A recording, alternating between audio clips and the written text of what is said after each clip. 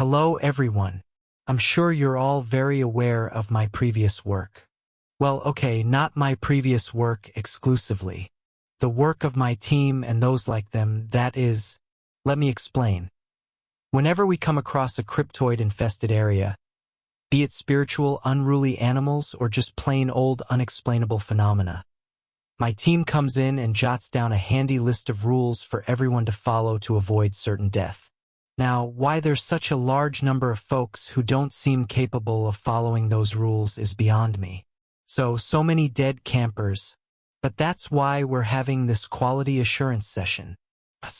We're the folks who go in and figure out what the rules are and, man oh man, let me tell you, it ain't easy.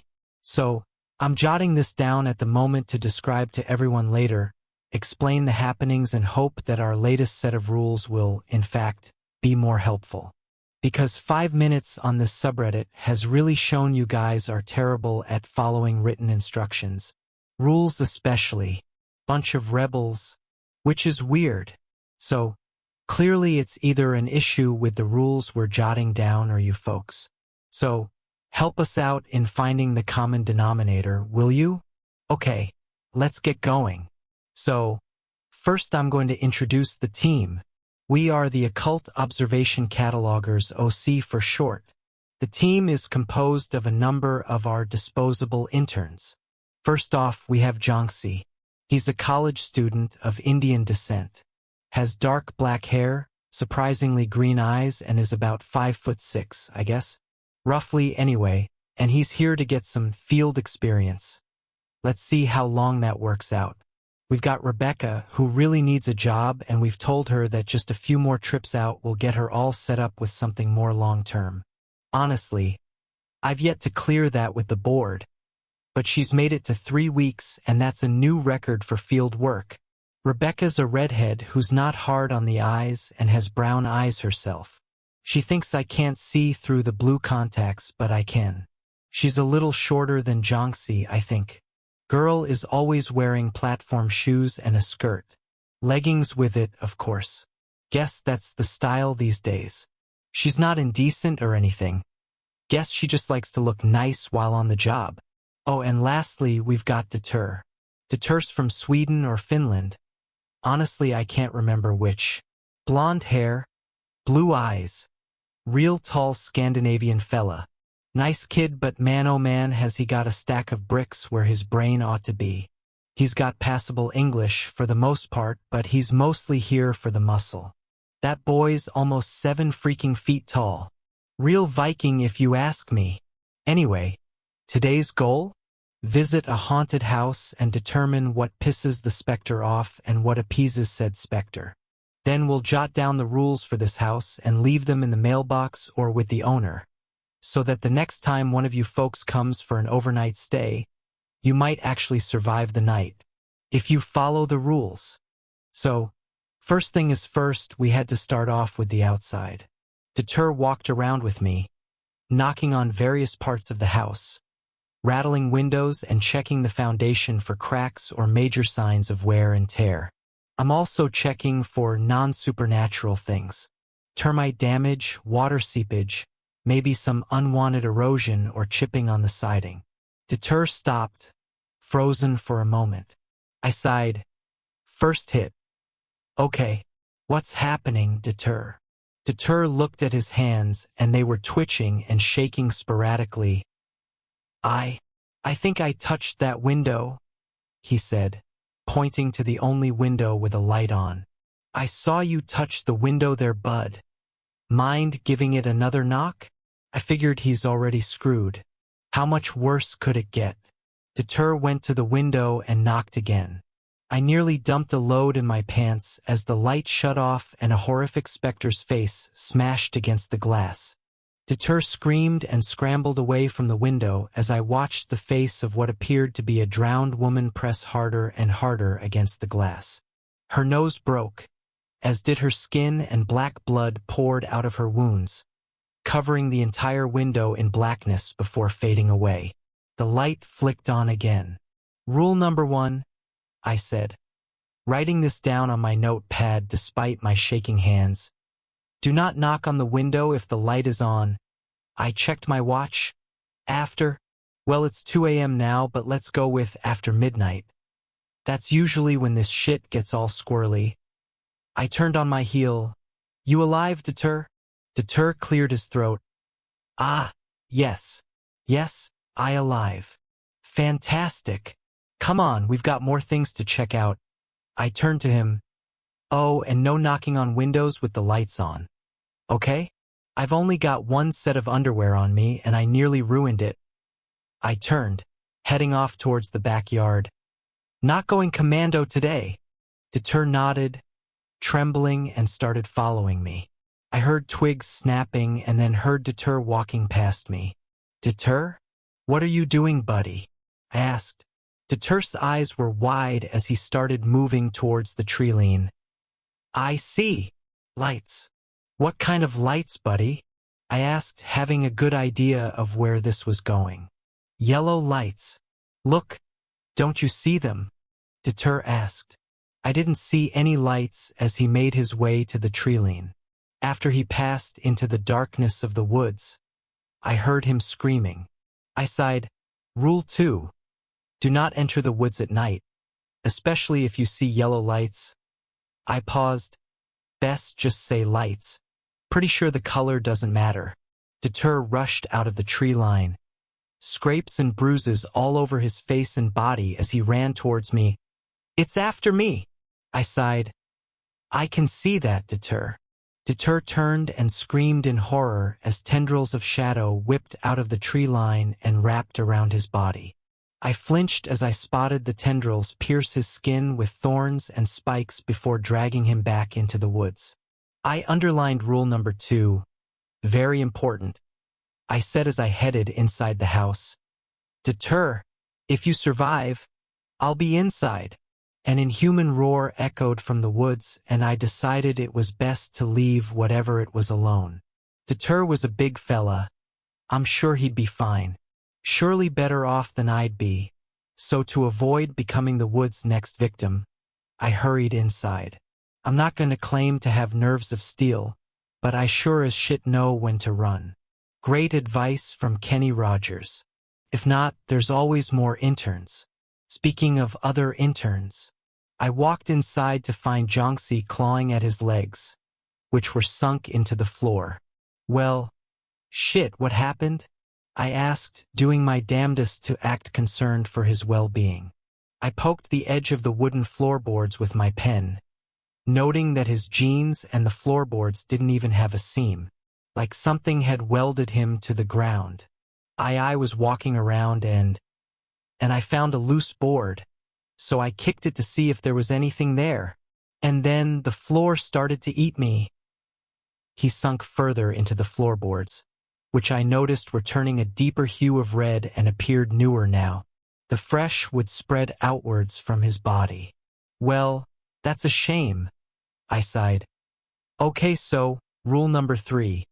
Do not damage or move any part of the house, even if it appears broken. Help me. Jonxie cried out as he sank to his waist. Oh God! The flooring was looking brand new now, and I cringed, looking around to ensure I wasn't going to be next.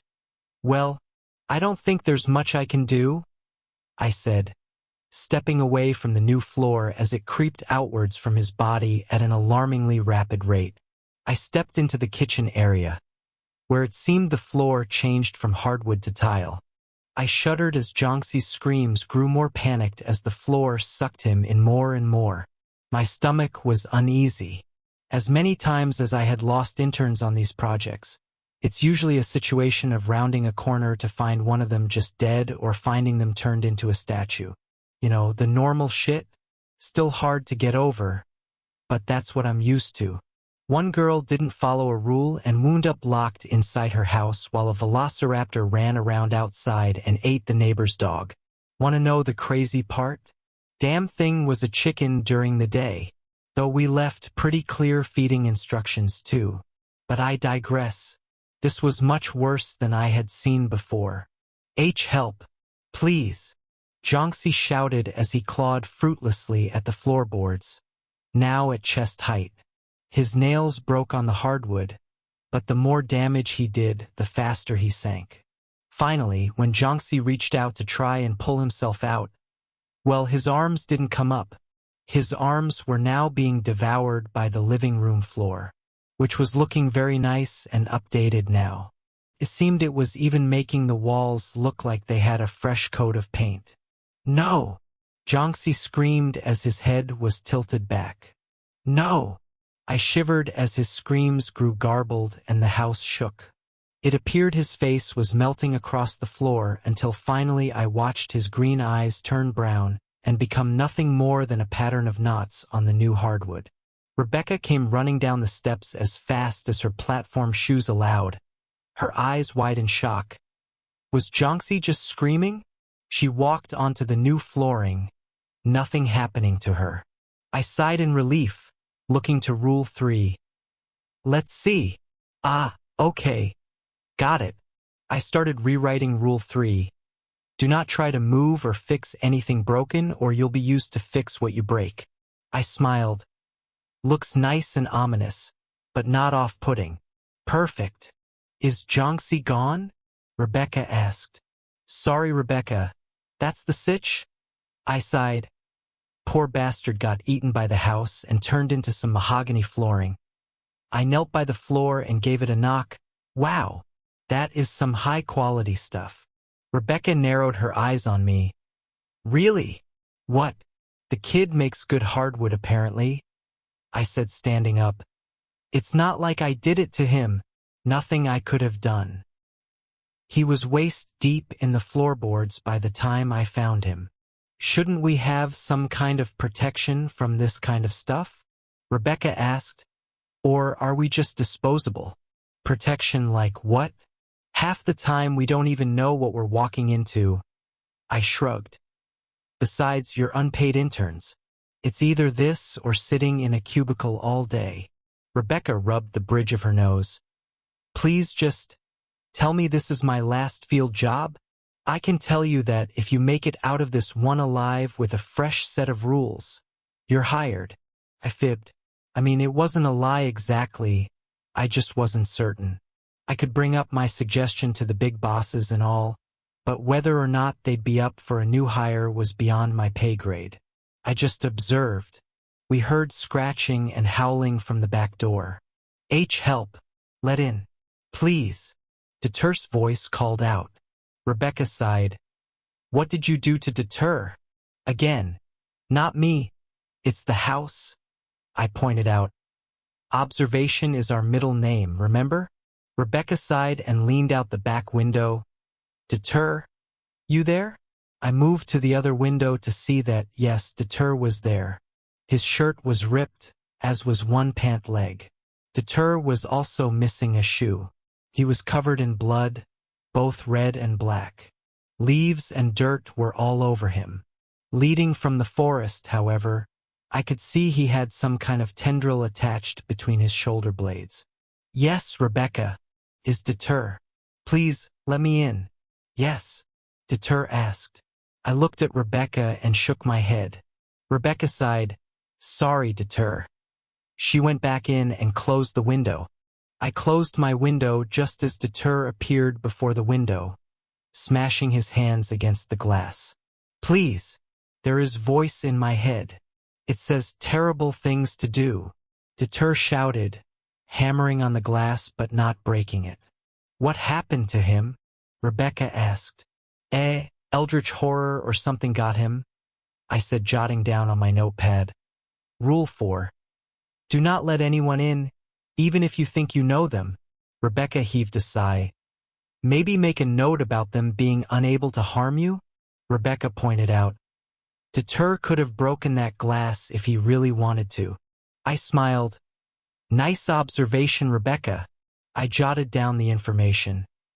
They will not be able to break in as long as you don't invite them. Rebecca looked over the notepad. Everything else seemed okay upstairs. Oh, wait. There's some banging in the closet, so do not open that. Rule 5. Do not open the closet, no matter what you hear. I smiled. Nice. That's 3 for me, 2 for you. Honestly, I think that works in your favor for the fellas at the office. Rebecca said sarcastically. So, should we get going? Yep. I waved to deter. Sorry, buddy. Better luck next time. I trailed off. Oh, damn. Guess there won't be a next time. Damn you! An inhuman voice shrieked as Deter's body was ripped back. I felt a shiver and an uneasiness fill my chest as I watched his once blue eyes become overcome with a black pitch. It was as if I had stared into a void and it had stared back into my soul. Rebecca snatched my notepad from me, ripping me out of my stupor. Rule number 6. Do not look into their eyes. I shivered. Well said, Rebecca. Let's get out of here. I'm excited to end my final bit of field work, Rebecca announced as we headed out of the building. So, if you ever do find yourself on 318 Dogwood Avenue in Euclid, Ohio, remember the following rules. 1. Do not knock on the window if the light is on after 12:00 a.m. 2. Very important. Do not enter the woods at night, especially if you see lights. 3. Do not damage anything or try to move or fix anything broken. 1. You'll be used to fix what is broken. 4. Do not invite anyone in even if you think you know them. 1. They will not be able to break in as long as you don't invite them. 5. Do not open the closets no matter what you hear. 6. Do not look into their eyes. So, using you folk as our QA team,